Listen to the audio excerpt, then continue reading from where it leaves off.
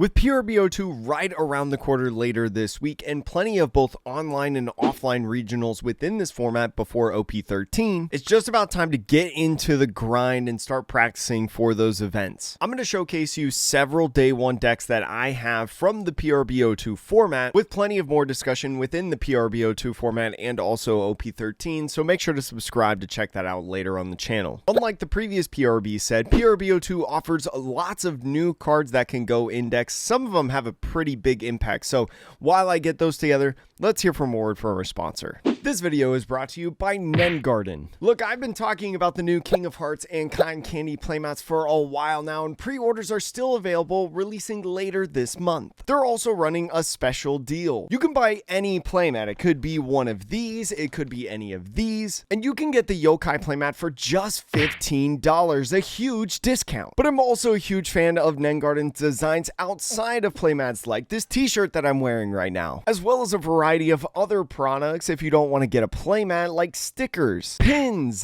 desk mats. Make sure to click the link in the description below and use my code at checkout, Atrocious. It helps the channel a ton and it helps support one of my favorite people in the community. Thank you, Nen Garden, for sponsoring this video, and let's get back to the video. So I'm going to kind of go through these decks one by one. The first one I'm going to do is Bonnie. Now, Bonnie got a couple additions that you can utilize within the deck. This is the one that I'm going to be trying out day one at least. First of all, the PRB02 Jewelry Bonnie. This is a nice little 3-drop blocker that restands one of your Dawn as active, which is super helpful, right? Especially when you get to the odd curve, right? If you happen to be on the odd curve, you can play down an impactful body like this blocker, but still be able to utilize leader effect to be able to clash back in the future turns. Especially into matchups something like Rayleigh, let's say, for example. This could also be really helpful just simply because if they try to go in and swing with some of their searcher bodies, the Bonnie can actually go in and battle with those, but still gain that on opponent's attack effect. This is a really cool card. A lot of Bonnies play it, but a lot of Bonnies also potentially play this Zoro. Now we're going to see the Zoro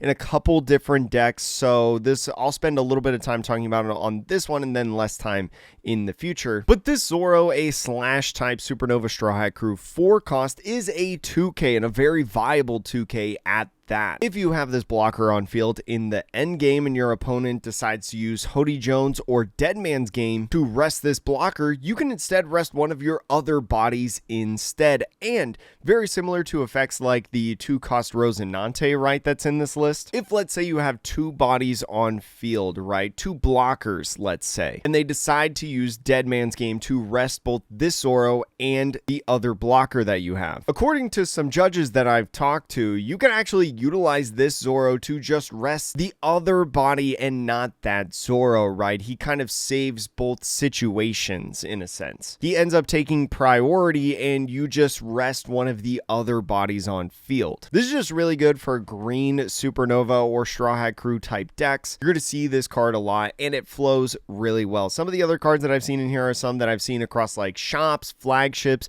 regionals out at the Japan Championships, things of that nature, right? Raizo starting to get a move on back in these decks, being able to draw one card, kind of recur the hand a little bit. Capone Beige being able to filter the hand, find some pieces. And as I mentioned in my Market Watch video, I'm starting to see this Don Quixote Doflamingo in a couple different decks, usually as like a 2 of or so, right? Being able to rest one of your opponent's 6 costs or less can be super impactful in the game, and as an 8,000 power body, still very prevalent to swing. If you want to take these guys out and put the 10 drop in, more than happy to do that, right? That's not a bad idea in my opinion. But Bonnie, in my opinion, still in a relatively decent spot heading into this next format. We've also got Black Yellow Luffy. Now, a very nostalgic deck to a lot of people, right, as this used to be such a fun deck that a lot of people enjoyed. Gets a brand new card in the 5-drop Ace, right? A 7,000 power character on play.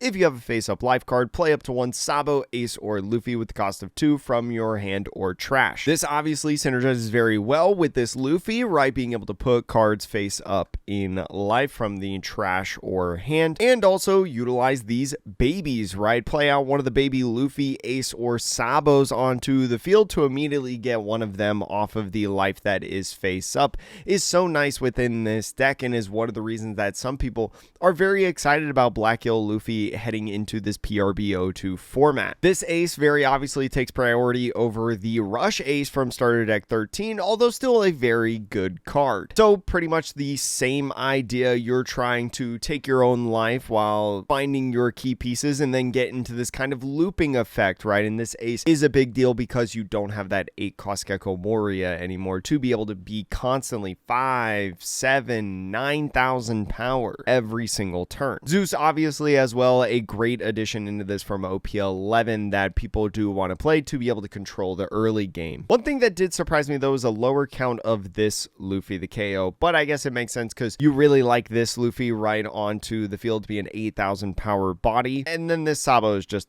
absolutely broken. Now, Doflamingo, I actually switched this up a little bit from the last time that we talked about Doflamingo on the Market Watch video, but Doflamingo getting this Jinbei, right? This Jinbei 4 cost 5,000 power, so synergizes really well with your leader effect. Goes in, looks at the top 5, finds a 7 Warlords of the Sea type card other than Jinbei, puts the rest of the bottom in any order, and when attacking, you can place a character with a cost of 1 or less to the bottom of the owner's deck. Really nice to get some of those searchers out of the way, maybe in the Rayleigh matchup, right, on that when attacking, but being able to use that effect of the on play to be able to find a 7 Warlords card that you can maybe synergize very well with Teach can get a little bit more consistency within your deck, as that's really what you need, because with the 4 cost Jinbei that was banned, you've lost a lot of aggression in this format, right, and is one of the reasons that this deck overall tanked. But outside of that, most of everything is the same within this deck, right? I'm including a couple copies of Slave Arrow in my list. I really like Slave Arrow. Since Jozu is a really, really good card, though, if you do want to take out the Slave Arrows and put in the Jozu, by all means, go ahead and do that. You're just not going to be able to find it, especially with this extra search that we have in the Jinbei. You're going to bottom deck it more often than not, because now you have 2 different 7 Warlords of the Sea searchers, where Jozu is only a Whitebeard pirate. This is also probably going to be one of the more cheaper decks within the format to make, so if you're really looking for a new deck heading into PRB02, where a lot of it is like starter deck stuff and cheap options, might as well go pick them up. I think Weevil's probably like the most expensive card within this, outside of the brand new Jinbei, obviously, just simply because he's an EBO1 rare, which if you watch my market videos, you should have a lot of these already. Now, Gecko Moria, I know some people that are very excited to play this, especially with the new inclusion of the 6-drop 7,000 power Gecko Moria. On play, if your leader has the Thriller Bark Pirates type, which we do, obviously, play up to 1 character with a cost of 4 or less from your trash rested, then give up to 1 rested Dawn card to your leader. On an 8 Dawn turn, this means that you can utilize your leader effect, and not only can you go ahead with this 6-drop, play out another 4,000 power body, which by the way is any 4 cost or less, so could be Kuzan, could be Hina, could be Rebecca. You could go ahead with your leader effect and play out another one of the 4 cost Thriller Bark characters onto the field. This card is definitely a boost, right? Since like the Black Yellow Luffy, the 8 cost ban has just really diminished this deck a lot, but puts it in a much better spot heading into the game at this point. You still have your core package of these Thriller Bark characters and Victorious Sindri, but trying to play a little bit more KO stuff in this, right? Especially with the Shigan or Finger Gun. You got the Brooks in here, and the minusing, as I talked about, with Hina and Kuzan, especially because this can play any 4 cost in general in your deck. I think there's a lot of options in here of what you can include, what you can't include, and I really want to try out this Perona from OP10, right? A lot of you may not know this card, and I wouldn't blame you if you didn't. It's a 4 cost that activate main once per turn. If you put 2 cards with Thriller Bark from your trash to the bottom of your deck in any order, you can give any character other than Perona 2,000 power during the turn, right? So especially in like the blue purple Luffy and green purple Luffy 6,000 power leaders that we've got in the format, 5,000 power is really tough a lot of times, right? And that's one of the reasons why Gecko maybe has struggled a little bit. But with this Perona, if you're able to get this Perona on the field, this now swings for 7,000. This now swings for 7, and because it's any character, not just Thriller Bark, not leader locked or type locked or anything like that, this now swings for 6,000 power, which gets value 7,000. So there's really cool synergy within this deck, and I think outside, well, you may want to try to get your Brook reprints, right, and finger gun reprints, because those prices are definitely going to go down. So this deck actually in a much better spot financially if you want to build it into the PRB02 format. I think this deck is pretty sweet. Now, talking about something a little bit more meta, I've got GP Luffy right here. So this list of GP Luffy is definitely raw, right? I wanted to try to include all 3 of the brand new cards that you want to play within this deck. The Zoro that we talked about earlier, right? A searchable 2K and a very good 2K at that, which is a good option. You've also got this Luffy in here, right? This Luffy, I would say, is the least valuable of the 3 within this list. I've got 2 copies in there right now. I'm probably not going to debate very hard on trying to go down to 1 at least. So if you want to fill in a different other slot for this, maybe like a Frankie or something like that, you can. But this Luffy 4 cost 5,000 power, 1k counter. Your turn on play, if your leader is multicolored, which we are, and your opponent has 7 or less Dawn cards on their field, your opponent rests 1 active Dawn card at the start of your opponent's main phase. This is such a nice effect, right? And can be so strong. Knocking off your opponent's curve is sometimes so good, right? Especially when you talk about something like blue purple Luffy, putting them from a 9 to an 8, right? Because, well, 7 or less on the field now activates that effect, and so their 9 Dawn turn, they can't just go ahead with like a Sanji or something like that. They have to go in with an 8 cost or something, kind of have them take an off turn playing like a Nami, or maybe just raw playing the 8 drop Luffy, which sure, put this back in hand, that's kind of fine. I can use it for counter or something like that. It's not the most incredible card, it's definitely a really interesting one, but I think fits best in this deck. And then Nami, the biggest addition I feel like into this deck. It's a 2 cost 1,000 power searcher. Looking at the top 5, finding any Straw Hat crew, not color locked at all, putting it to the bottom of the deck in any order. Has the trigger on there to play the card. So if you end up finding this in life, it's a nice free search, right? Similar to the East Blue Nami that we've seen in the Zoro decks as of late, in the Zoro Sanji decks. This GP Luffy loves getting this, right? Especially because when you're at Sea You Fight Pirates, only looks at the top 3. Zoro Juro only finds a purple card. You now have 2 different options on turn 1, the Nami or the other Nami, right? The EB02 Nami or now the PRB02 Nami, to be able to look at that top 5 and find a Straw Hat Crew type card. Other than that, this list is pretty much the same. GP Luffy, a much better deck than a lot of people maybe anticipated in there, and has been one of the top contenders. I still think is going to be a very good deck hitting into the PRB02 format if you're looking to still play it in this upcoming meta. You can also play around with a lot of the different tech options. I've just really enjoyed Thunder Bagua in like the UP Luffy decks as of late, so I'm throwing some in there. You could definitely slide in like Hell's Judgment in this spot, right, to be able to deal a little bit with Zoro or any other kind of counter option. We've got Katakuri as well, and Katakuri has a brand new great card in my opinion. I love this card so much. It's a 7 cost 5,000 power, so may not seem like much, but on play, Dawn -2 if your leader has the Big Mom Pirates type, which we do, and your opponent has 6 or more Dawn cards on the field, which most often than not they will at this time. You get to draw 2 cards, and then afterwards, you play a Big Mom Pirates type character with a power between 6,000 and 8,000 from your hand.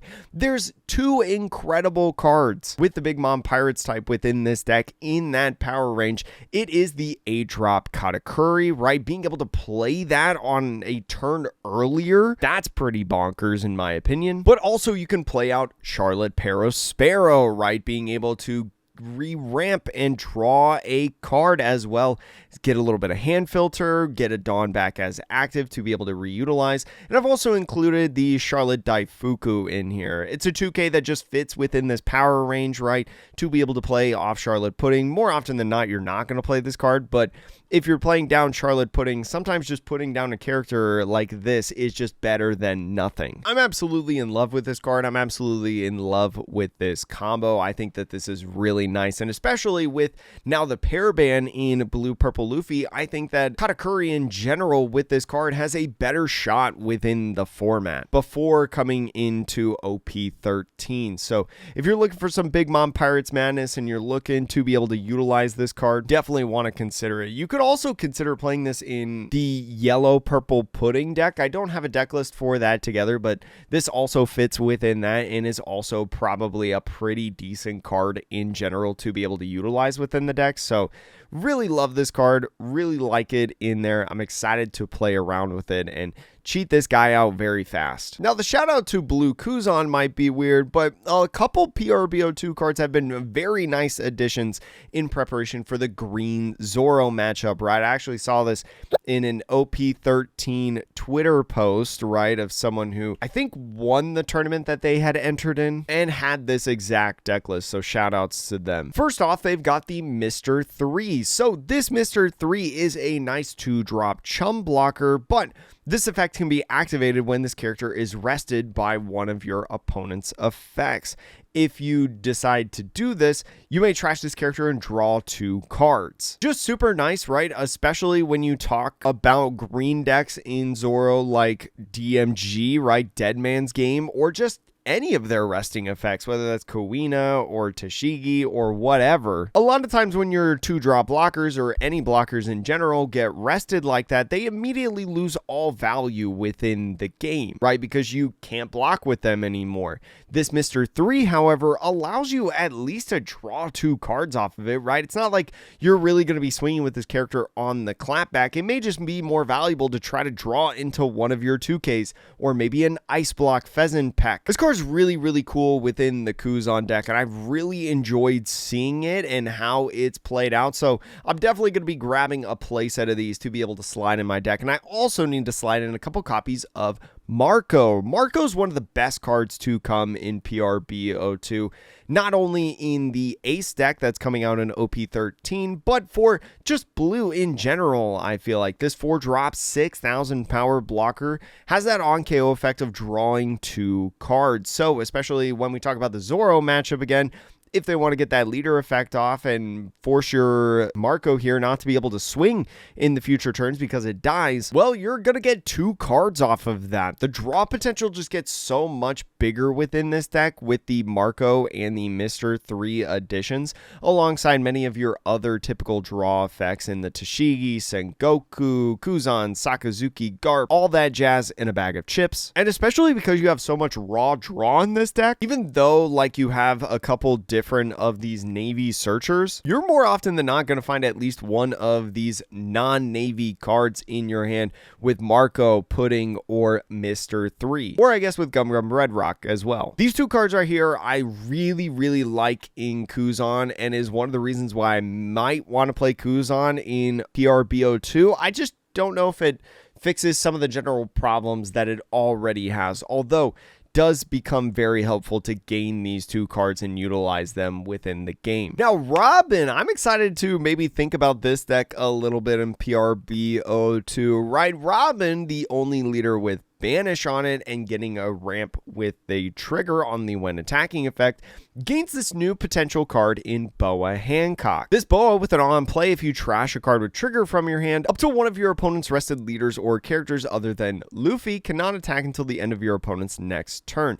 This could be really good in Zoro, right? You're not necessarily freezing one of the opponent's rested characters, but you're going in and you're saying that it just can't attack in general. This could be really good to try to buy you a turn. This can be really good to just negate a leader or anybody from attacking a big giant body. And especially with a deck that needs trigger cards to be able to ramp, you're playing a ton of those within this deck. One of the other kind of things that I really like about this deck and want to try is the Us music event from EB02, right? Very often people play Doreshi, which is not a bad card in my opinion, but I really like on the first turn of the game being able to do something with this deck, right? Because usually on your first turn, you're not playing Nico Olivia or Onami, so might as well utilize this to be able to find any of your 4 costs or more within the deck, which is pretty much everything in here. A lot of different things. This can set you up for your leader effect in the future turn.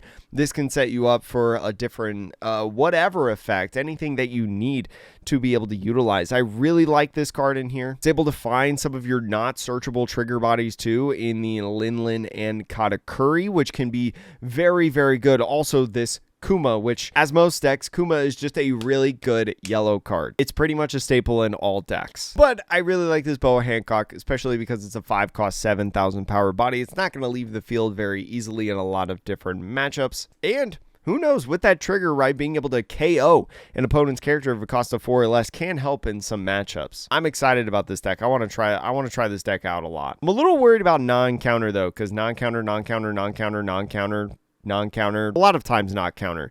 There's a lot of non-counter in this deck. Now we've got Shanks in here. Shanks has a couple different cards from the PRB02 set that it can utilize. The first one, which I think is one of the better ones of here, is this Lucky Roo. It's a 4-drop blocker, similar to the other Lucky Roo that you have in this deck that you play a lot of times, but on play, you may trash a character card with the power of 6,000 or more from your hand to draw 2 cards. It's a little bit of hand filter, especially because this deck plays a ton of top end, right, of 6,000 power. You're more often than not going to be able to draw cards off of this effect. You'll love to see it with this guy, especially as you've got some other kind of effects in here that you really like to see in this Uta, the Newgate. I really like Newgate. I don't know if you really need it. You can take this card out probably, but with a bricky deck as Shanks is at times, this can help filter those cards out. It also gains Trafalgar Law. Now, honestly, just like generically a good red card, this 6 costs 7,000 power once per turn.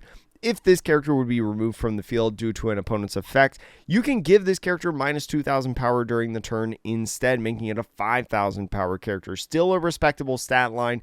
A lot of removal effects within the game right now, so being able to have that protection effect when you play this on curve can be so useful. And as well, when attacking, you give an opponent's character minus 2,000 power during the turn, which can work really well, especially when you have Edward Newgate. Being able to do a nice combo for a Ben Beckman or Edward Newgate to be able to get it off the field, even with the Silvers Rayleigh as well, it's just so nice, right? And there's another deck that I think utilizes this just as well, but I really like the inclusion in Shanks with Shanks that kind of a little bit has an up on the climb in OP12 since the updated ban list, but might be a little bit more on the decline after OP13 releases. But for now in PRB02, if you've got the deck together, you might want to try it out. Now, Smoker is the aforementioned deck that I really like within this list, utilizing this Trafalgar Law because not only is it a slash type character to be able to be found off of the Perona, right, because the slash attribute is not color restricted, but also it's a punk hazard type character, so can be found off of the Virgo, right, being able to find punk hazard stuff. So really cool synergy within this deck in my opinion. I really like Smoker in PRB02, not only because of this, but also because of the Kobe that comes out. The Kobe is also a really cool addition into this deck list, right? On your opponent's turn, if your leader has the Navy type, which by the way, Smoker does, this character gains 1,000 power. And so on top of your leader effect as well, where your Navy characters gain 1,000 power, this is a 5,000 power character on the offensive side, but a 7,000 power character on the defensive side. Already in that, it's just a really nice card to be able to play on the even curve, but on top of that, when attacking, you can KO up to one of your opponent's characters with 3,000 base power or less, and then if you have 6 or less cards in hand, you draw 1. Now, unfortunately, the minus effects from something like Trafalgar Law don't actually work well with this Kobe. It's not like you can KO 5,000 power characters, but with a lot of searchers, a lot of chum blockers that are running around in the format right now, you can use this when attacking to KO one of them and draw a card, or honestly, if you don't have anything to KO, it's not a requirement to be able to draw a card. So sometimes when you're just attacking with this guy, if you have 6 or less in hand, you're going to be able to draw 1. And if you're worried about the balance of like 6 or less in hand, right, worried about how many times you're actually going to draw with this Kobe, trust me, I have played a deck recently that balances 6 or less cards in hand in the green, blue, Rosinante, and it's honestly not that difficult a lot of times. So this Kobe, I think, is going to be really, really good. Those 2 additions just work so well within this deck, and I've got some Paradise Waterfall in here as well, because I think it's just a really good card with these blockers that you've got in the deck, and also potentially this Trafalgar Law. These 2 additions as well can be very, very nice for a mole pistol, so hopefully, you know, especially with the Kobe, you're able to find the smoker, because if you don't find the smoker, you're cooked a lot of times with this deck. Just 2 more decks to go, and the first one that I've got is Yamato. So Yamato, in my opinion, is the harder one of the 2 to be able to utilize, especially with this Otama, right? Otama, being able to rest the character and take a life card from your life area, you give a leader or character 3,000 power during the turn. This could be really nice if you're just trying to go for game in a sense, right? You don't really care about the life that you have in there. I just have it as a little one of because it is searchable off of the Yamato, right, in the Land of Wano package. It's probably not one of the more stronger cards that we've got in here, but I still think it's a decent one to utilize. You can also potentially use this in something like Nami, right? Blue, yellow Nami, because blue, yellow Nami, if you end up using that, would be able to utilize your leader effect to draw a card as well as swinging 8,000 power. It's another 2K addition into this deck that you can utilize, right, with Kinemon. You've got Izo in here, now a couple of these, and the Dracul Mihawk, so plenty of counter within the deck if you want, and some filtering with the you're the one that should disappear. Yamato just recently having success, was it Bandai Card Fest, maybe? This is pretty much their deck, but trying to slide in one of these Otamas. But I think especially in PRB02, you can see similar success with Yamato if you've been playing it. And the last deck that I'm going to talk about is the big bad wolf of the format, I feel like, right now. It's Green Zoro. Utilizing that nice Zoro card within this deck is just a really nice card to be able to find off of the Perona, off of the Hiyori, right, slash type characters.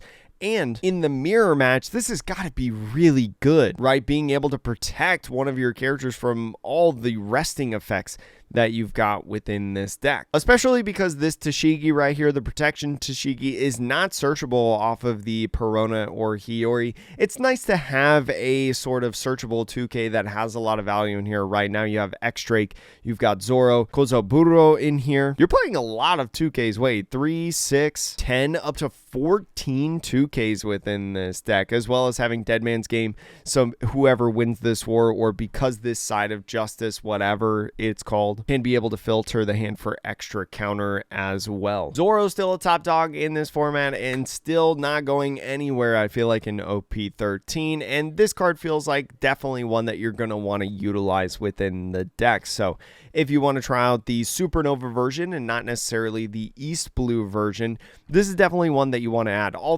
No, it's actually not searchable off the 2-drop Nami. Yeah, in the East Blue version, because that Nami specifically only finds East Blue cards. But still, I like this card, especially in this deck. I think this card was really just designed to be in this deck specifically, while also being a counter to this deck specifically.